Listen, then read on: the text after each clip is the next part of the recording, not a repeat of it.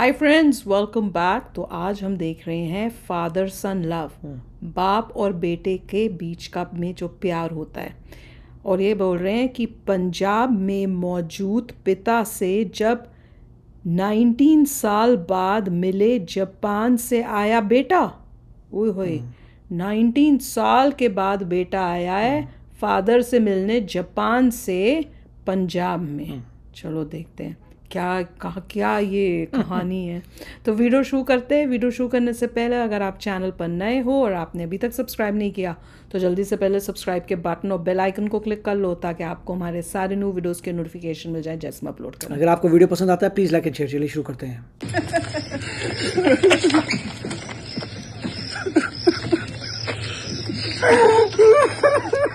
बिल्कुल विश्वास। ये एक सपने की तरह है और मैं चाहता हूं कि ये सपना कभी खत्म ना हो। सपना ना ही टूटे चंगा वा। मुझे इस पर अब भी विश्वास नहीं हो रहा। ये ख्वाब की तरह है। जी हाँ, एक ख्वाब ही है। ये आंसू उन पलों के गवाह हैं जब जापान में रहने वाला बेटा 19 साल के लंबे अंतराल के बाद पंजाब में अपने पिता से मिला।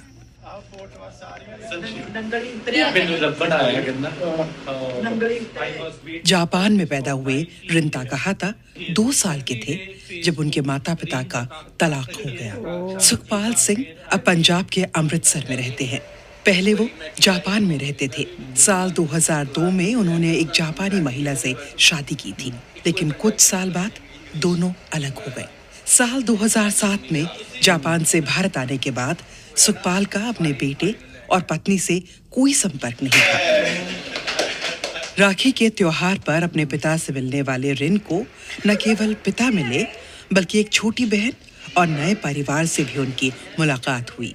सुखपाल सिंह के लिए अपने बेटे से ये मुलाकात उस सपने की तरह है जिसे वो कभी खत्म नहीं होने देना चाहते। रिन ताकाहाता उन पलों को याद करते हैं जब उन्होंने अपने पिता को खोजने का फैसला किया था। जब मैं क्लास में माय फैमिली ट्री के बारे में लिखा करता था तो एहसास होता था कि मैं ही अकेला था जो अपने पिता को नहीं जानता था। मैं सिर्फ अपने पिता का नाम जानता था, लेकिन कुछ और नहीं पता था। मैंने फिर अपनी माँ से अपने पिता की तस्वीरें दिखाने के लिए कहा और उनकी कहानियां सुनी। मेरे पिता जहां रहा करते थे, मैंने वो पता गूगल मैप्स पर डाला और वहां की तस्वीरें देखी। मैंने कभी नहीं सोचा था कि मैं पहले ही दिन उनसे मिलने में कामयाब रहूंगा। मैं अब भी इसका सपना देखता हूँ। I know this man.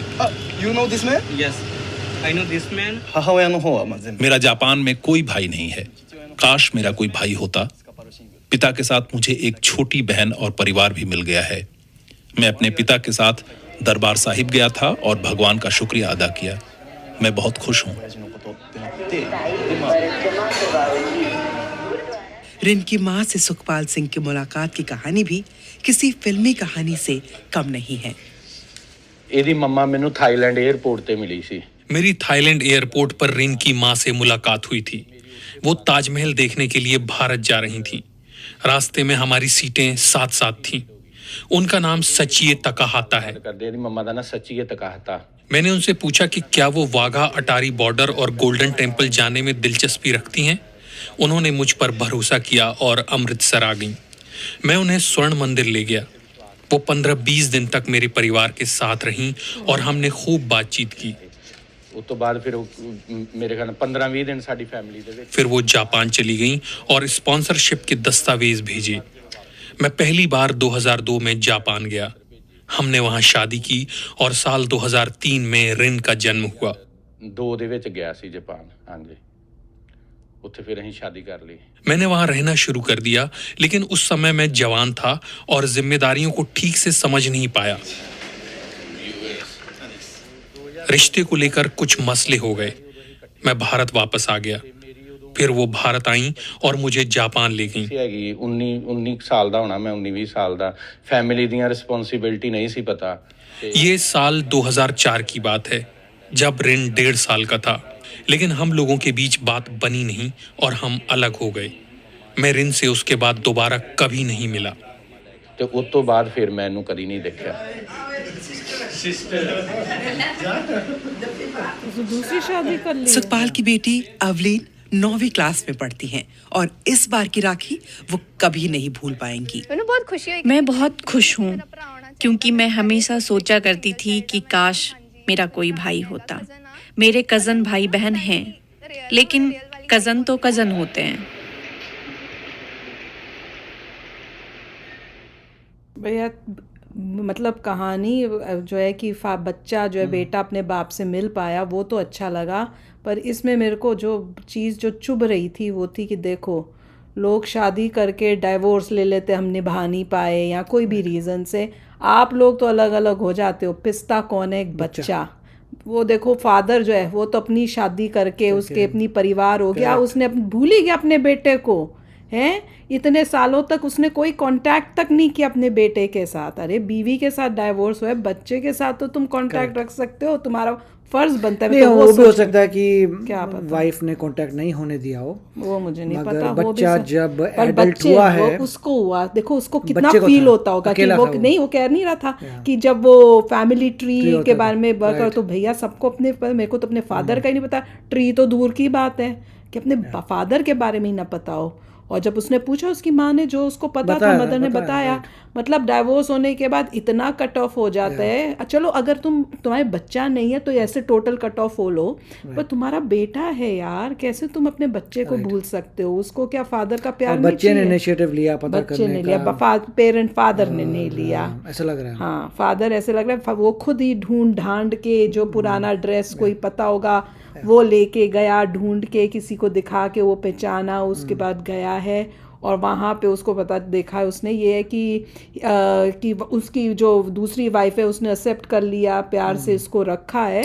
पर सोचो अगर कोई दूसरी कोई लेडी होती ना रखे या कुछ, तो फिर उस बच्चे के ऊपर और कितना मतलब नहीं, बच्चा तो वापस जाएगा जापान, वो तो वापस जाएगा ही। बट द पॉइंट इज कि बच्चे ने जबरदस्त मेहनत की टू फाइंड आउट कौन सा उसका फादर है, उसे मिलने का। It's amazing. पर मुझे इस बात का दुख है कि फादर ने नहीं, फादर को अपने बच्चे का बेटे का नहीं था कि यार कैसे हो सकता है कि 19 तुम्हारा साल तक उसने डाइवोर्स बात ही नहीं कि वो भूला हुआ है बेटा है। अगर उसने फादर ने इनिशिएटिव लिया होता तो भी और खुशी होती कि देखो फादर ने लिया, यहाँ बेचारा बेटा पता नहीं उसके साथ वो कितना उदास होता होगा, कितना उसको महसूस होता होगा। और आजकल के सिचुएशन में तो डाइवोर्स यूं हो रहे हैं लोग, हर छोटी छोटी बात पे नहीं, अगर आप कोर्ट में जाते तो इतनी कस्टडी तो मिल जाती है आपको कि आप देख पाएं। कांटेक्ट तो कर सकते हो, चिट्ठियां तो लिख सकते हो, क्योंकि कोई भी जज है वो देखता है बच्चे का, पहले देखता है कि बच्चे के लिए क्या बेस्ट है। दोनों अगर तुम डाइवोर्स हो रहा है तो भी ठीक है, पर एटलीस्ट बच्चे को तुम दोनों माँ बाप भूलें नहीं, दोनों उसको प्यार दें, उससे मिलें, उससे बातचीत करें, उसका देखें, ध्यान करें, दिखाएं कि हाँ हम तो तेरे साथ हैं। पर चलो एटलीस्ट मिल लिया, मैं तो उसको ही देख सोच के खुश हो रही हूँ कि मिल लिया उसने, और अब खुश है वो। अब जब वापस जाएगा तो एटलीस्ट उसको वो दुख तो नहीं होगा जो पहले होता था कि मेरा फादर कौन है, मुझे तो ये तक नहीं पता, नाम तक नहीं पता अपने फादर का। और ये मतलब दिखा रहे थे कि वो जब एक शादी होने के बाद ये फिर इंडिया आ गया था ऐसे लगा है, और फिर वाइफ वापस आई है, इसको फिर लेके गई है, उसके बाद फिर भी इसकी नहीं हुआ, ये फिर इंडिया आ गया। तो ऐसे नहीं होता, अगर आपके पास आपका बच्चा है तो यू हैव टू ट्राई, ये नहीं इतना नहीं करना चाहिए। चलो पर एक ये शिक्षा भी हमें एक दिखाता है कि अपनी फ़र्ज से मत भूलो, क्योंकि बच्चे के ऊपर क्या गुजर रही है वो इस वीडियो से दिख रहा है कि बच्चा जो है वो तो बच्चा है, उसके लिए माँ बाप दोनों बहुत इम्पोर्टेंट है। तो चलो यार आप भी शेयर करना अपने थॉट्स। चलते हैं, मिलेंगे नेक्स्ट वीडियो में बहुत ही जल्द। Till then take care and bye bye. तो अगर आप मेरे इस चैनल पे नए हो तो जल्दी से सब्सक्राइब के बटन को हिट करो और बेल आइकन को क्लिक करो, ताकि आपको मेरा जब नया वीडियो मैं लगाऊं आपको उसके बारे में जल्दी से पता चल जाए।